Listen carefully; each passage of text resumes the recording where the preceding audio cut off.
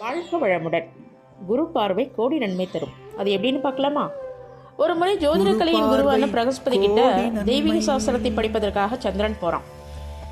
அவரும் தனக்கு தெரிஞ்சது எல்லாத்தையுமே சொல்லி கொடுக்குறாரு. அதையெல்லாம் கற்று தேர்ந்தவுடன் சந்திரனுக்கு மமதை வந்துடுது, நமக்கு தான் எல்லாம் தெரியும் அப்படின்ட்டு. இப்போ சந்திரனுடைய மமதையை கவனித்த குரு பகவான் அதை கட்டுப்படுத்த நினைக்கிறாரு. அதற்காக பூமியில அப்போ அந்த கணத்துல பிறந்த ஒரு குழந்தையினுடைய ஜாதகத்தை சரியாக கணிச்சு சொல்லு அப்படின்னு சொல்றாரு. சந்திரனும் என்ன பண்றான், அந்த குழந்தையினுடைய ஜாதகத்தை கணிச்சு சொல்றான். இந்த குழந்தைக்கு 1 வயசு பூர்த்தியாகும் போது பாம்பு கடிச்சு மரணம் சம்பவிக்கும் அப்படின்னு சொல்றான். கொஞ்ச காலம் அப்படி போயிட்டு இருக்கு. கொஞ்ச நாள் கழிச்சு பிரகஸ்பதி சந்திரனை வர சொல்றாரு. அந்த சமயம் சந்திரன் ஜாதகத்தை குறிப்பையும் எடுத்துக்கிட்டு பிரகஸ்பதி கிட்ட போய் ரெஃபர் பண்றதுக்காக எடுத்துட்டு போறான். அப்போ அந்த குழந்தையினுடைய 1 வயது காலம் பூர்த்தி அடைவதற்கு ஒரு சில வினாடிகள் தான் இருக்கு. இப்போ சந்திரனும் குருவும் மேல இருந்து அந்த குழந்தையை பார்த்துட்டே இருக்காங்க. அந்த குழந்தை தொட்டில படுத்து தூங்கிட்டு இருக்கு. அந்த தொட்டில் சங்கிலியில பாம்பு ஒன்று மெதுவாக இறங்கி போறத பார்க்குறான். இப்போ தன்னுடைய கணிப்பு சரிதான் அப்படின்னு என்ன ஆகுது, சந்திரனுக்கு இன்னும் இருமாப்பு அதிகமாகுது. அப்போ குரு தன்னுடைய புன்னகை மாறாமல் குழந்தையே பார்த்துட்டு இருக்காரு.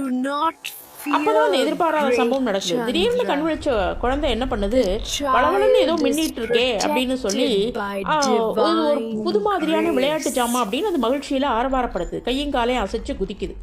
அதனால என்ன ஆகுது, அந்த தொட்டில் முன்னும் பின்னும் மேலும் கீழும் திசை மாறி குலுங்க ஆரம்பிக்கும் பொழுது அந்த பாம்பினுடைய தலை சங்கிலியின் வளையத்துக்குள்ளாக சிக்கிக்குது. மேலும் மேலும் இந்த குழந்தை ஆரவாரப்பட்டது போது வாலும் சிக்கி என்ன ஆயிடுது, கொஞ்ச நேரத்தில் அந்த பாம்பு இறந்து போயிடுது.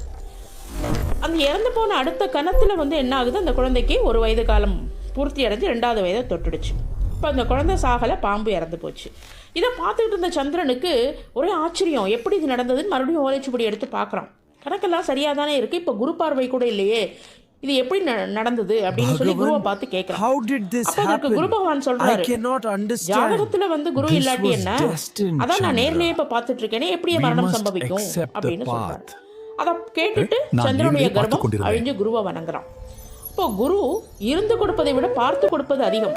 அதனால்தான் குரு பார்வை கோடி நன்மை தரும் அப்படின்னு சொல்றாங்க. குரு பிரம்மா, குரு விஷ்ணு, குரு தேவோ மகேஸ்வரஹா, குரு சாக்ஷாத் பரபிரம்ம, தஸ்மை ஸ்ரீ குருவே நமக. நன்றி.